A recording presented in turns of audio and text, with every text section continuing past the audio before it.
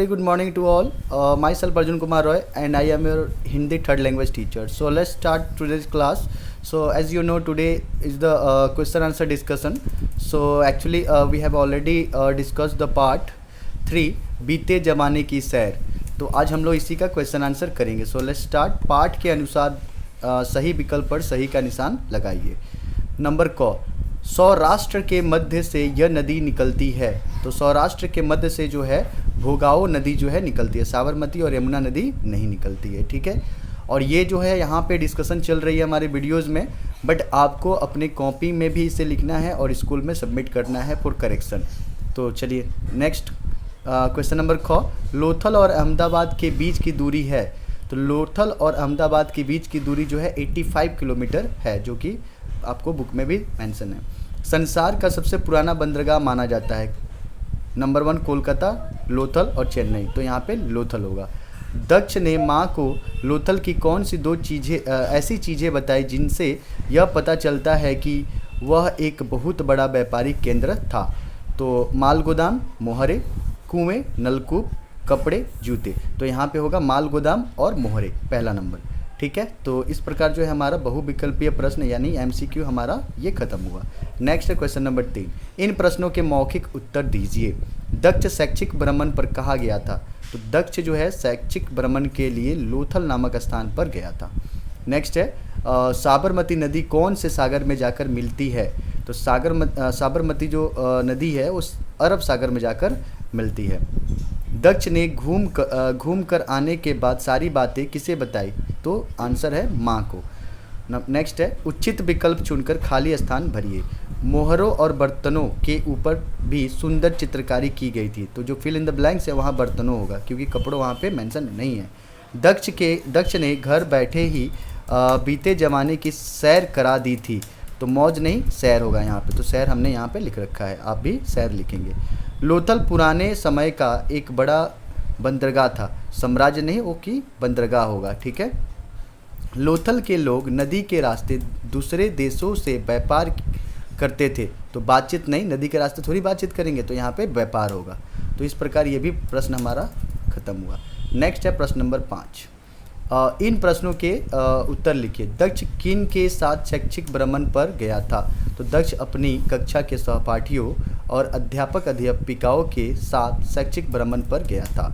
लोथल में दक्ष ने हजारों साल पहले मिट्टी से बनी कौन कौन सी चीज़ें देखी. तो आंसर होगा लोथल में दक्ष ने हजारों साल पहले मिट्टी से बनी बैल, कुत्ते, शेर, मोर, रीछ आदि की मूर्तियाँ देखी थी, जो कि वहाँ पे मिट्टी की बनी हुई थी. नेक्स्ट क्वेश्चन है क्वेश्चन नंबर ग. लोथल में पाई गई मोहरों और बर्तनों की क्या विशेषता थी. तो लोथल में पाई गई मोहरों और बर्तनों पर सुंदर चित्रकारी की गई थी. ठीक है. नेक्स्ट है दक्ष की माँ ने ऐसा क्यों कहा कि दक्ष ने घर बैठे ही बीते जमाने की सैर करा दी.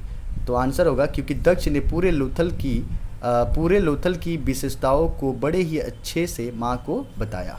ठीक है. तो इस प्रकार हमारा प्रश्न उत्तर जो है ख़त्म हुआ. अब हम लोग करेंगे भाषा की समझ यानी लैंग्वेज एंड वोकैबुलरी. याद रहे ये व्याकरण का पाठ है और इसे भी आपको अपनी कॉपी में लिखना है, इसे छोड़ना नहीं है. विलोम शब्द लिखिए. हंसना का रोना, गिरना का उठना, चलना का रुकना, आदर का अनादर, अपना का पराया, प्रेम का नफरत. चलिए आगे देखते हैं. नाम की जगह आने वाले शब्द को सर्वनाम कहते हैं या फिर नाम की जगह आने वाले शब्द सर्वनाम कहलाते हैं. ऐसे भी इसका डेफिनेशन हो सकता है. ठीक है. तो सर्वनाम का मतलब थोड़ी बहुत आपको समझ में आई होगी. जैसे नाम जो होता है उसके जगह पर जो प्रयोग किया जाता है शब्द को, उसे ही हम लोग सर्वनाम कहते हैं. अभी हम इसी से रिलेटेड जो है प्रश्न उत्तर को यहाँ पे देखने वाले हैं. नीचे दिए गए वाक्यों में सर्वनाम शब्द को रेखांकित कीजिए. नंबर क, माँ ने उसे पुचकारते हुए कहा. तो यहाँ पे जो ने है ना, ने आप लोग मार्क कर लीजिएगा. ने यहाँ पे जो है माँ ने उसे, तो उसे जो है यहाँ पे सर्वनाम है. मैंने एक अद्भुत संसार देखा. मैंने, तो यहाँ पे जो मैंने शब्द है ये जो है आपका सर्वनाम है. तुमने लोथल में क्या क्या चीज़ें देखी. ठीक है. तो तुमने, तो यहाँ पे तुमने जो है आपका सर्वनाम होगा. वह लोथल के बारे में विस्तार से बताने लगा. वह, यहाँ पे वह जो है ये सर्वनाम है. माँ आप भी लोथल घूमने जाइएगा। माँ के बाद जो आप का प्रयोग हुआ है ये हमारा सर्वनाम है, इसे आप लिख लीजिएगा। उसने मोहरों के बारे में भी बताया।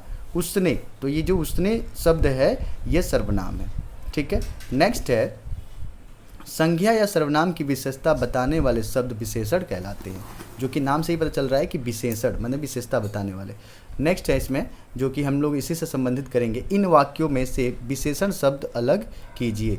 नंबर क, मोहरों और बर्तनों के ऊपर भी सुंदर चित्रकारी देखने को मिली। तो यहाँ पे जो सुंदर शब्द है ये की विशेषता बता रहा है, जैसे कि नाम से ही आपको समझ में आ रहा है, या सेंटेंस से या फिर कहें कि वाक्य से आपको पता चल रहा है। सुंदर जो शब्द है यहाँ पे जो है विशेषण का काम कर रहा है, तो सुंदर में आप लोग अलग से लिख लीजिएगा।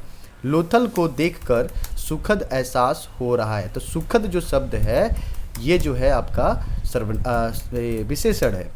वहाँ पर पुराना माल गोदाम भी था। देखिए पुराना जो है विशेषता ही है, विशेषता मतलब वो नेगेटिव भी हो सकता है पॉजिटिव भी हो सकता है। तो पुराना है, हालांकि ये नेगेटिव बात है लेकिन ये है तो विशेषता, तो यहाँ पे पुराना जो शब्द है ये आपका विशेषण में आएगा, तो आप यहाँ पे पुराना लिख लीजिएगा।